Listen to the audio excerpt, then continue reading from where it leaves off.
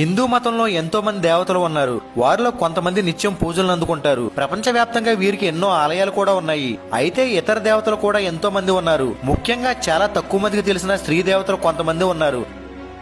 వారుణీదేవి సముద్ర మథనం సమయంలో ఉద్భవించింది. ఈమె ఆనందాన్ని ఇచ్చే దేవత. మనసులో ఆనందమనే మత్తును నింపుతుందని చెబుతుంటారు. అందమైన దేవతగా కూడా పురాణాలు చెబుతాయి. కొన్ని తాంత్రిక పద్ధతుల్లో ఈమె ప్రస్తావన ఉందని కూడా నమ్ముతారు.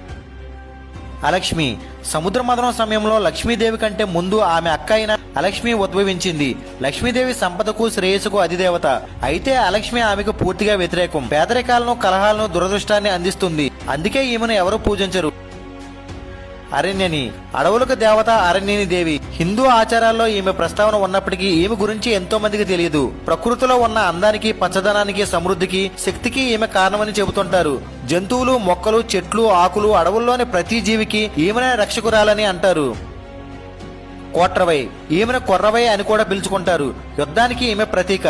యుద్ధంలో విజయం సాధించడానికి ఈమె కరుణా కటాక్షం ఉండాలని అంటారు. దక్షిణ భారతదేశంలోని గిరిజన గ్రామీణ సాంప్రదాయాల్లో ఈ దేవత కనిపిస్తుంది.